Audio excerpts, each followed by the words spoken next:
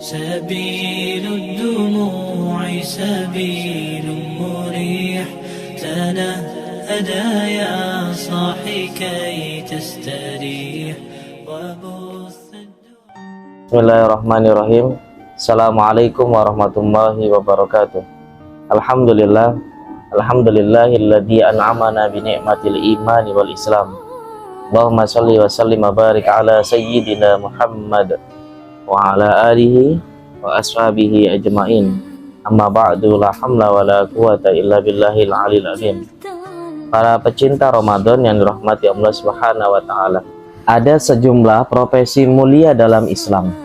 Satu di antaranya adalah muadzin, yaitu orang yang ditunjuk secara khusus untuk mengumandangkan azan sebagai penanda telah masuknya waktu sholat.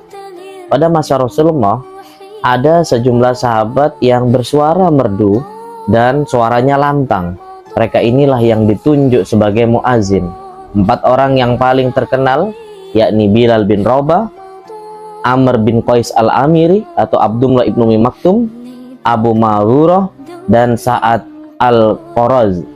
Abu Ma'dzurah, dia merupakan muadzin Rasulullah SAW yang ditempatkan di Masjidil Haram, kota Mekah. Sedangkan Sa'ad al-Qaraz adalah muadzin Rasulullah yang ditempatkan atau ditugaskan di Masjid Quba.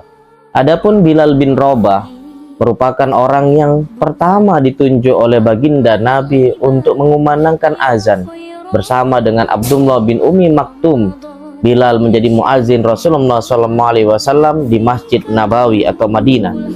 Bilal bin Rabah dan Abdullah ibnu Umi Maktum sudah memiliki jadwal yang adil untuk mengumandangkan azan. Dalam sejumlah riwayat disebutkan bahwa Bilal mengumandangkan azan pada malam hari, tepatnya sebelum terbitnya fajar atau sebelum masuknya waktu subuh. Azan Bilal ini untuk membangunkan orang-orang yang masih dalam keadaan tidur, dan juga sebagai peringatan bagi orang-orang yang tengah melaksanakan tahajud agar bersiap untuk melaksanakan sholat subuh. Adapun Abdullah ibnu Umi Maktum, dia mengumandangkan azan ketika terbit fajar.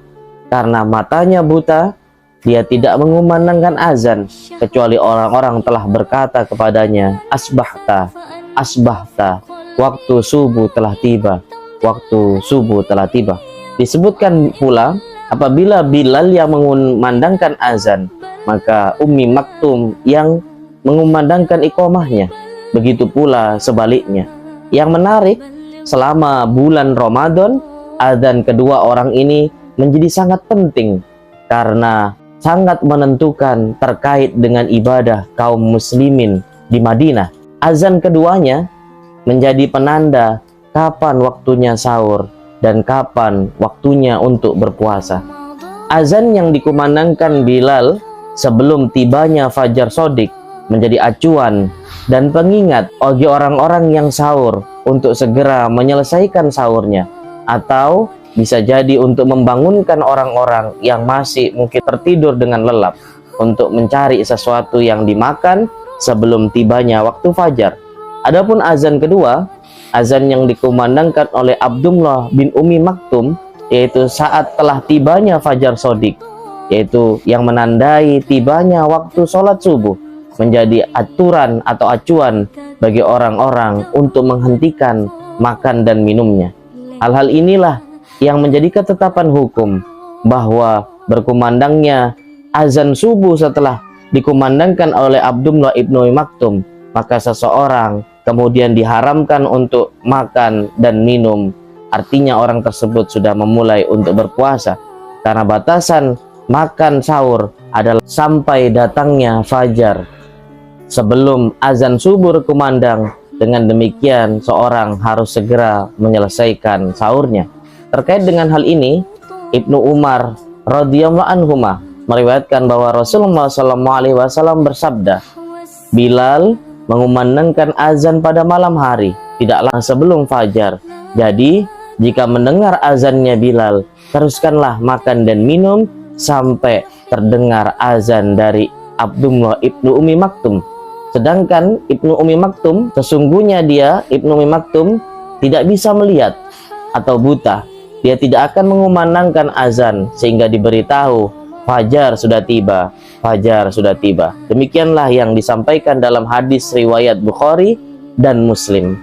Para pecinta Ramadan yang dirahmati Allah Subhanahu wa taala, maka dengan mengetahui sejarah bagaimana azan yang dilakukan di zaman Rasulullah oleh Bilal bin Rabah dan Abdullah ibnu Ummi Maktum, inilah kita dapat mengetahui hakikat yang sebenarnya dari ibadah yang hendak kita kerjakan, yaitu berpuasa. Hari ini banyak kita dapati orang mungkin tidak membaca sejarah ini, sehingga mereka seolah-olah kemudian azan Abdullah ibnu Ummi Maktum itu dianggap seperti azannya Bilal bin Rabah, padahal keduanya berbeda. Azan Bilal semata-mata untuk memberikan atau menandakan waktu akan tibanya waktu fajar sodik, sedangkan azan Abdullah ibnu Maktum adalah azan subuh yang itu menandai kita untuk berpuasa. Maka tidak boleh kita memakan sedikit pun ketika azan subuh sudah berkumandang. Mudah-mudahan kita tidak keliru dalam memahami perspektif sejarah, memahami riwayat dengan baik, sehingga ibadah kita menjadi sempurna di bulan Ramadan ini. Demikian, semoga bermanfaat. Wallahu a'lam bishawab. Hadana wa iyyakum ajma'in. Ihdinas siratal mustaqim. Wallahu muwaffiq ila aqwamit thoriq. Assalamualaikum warahmatullahi wabarakatuh.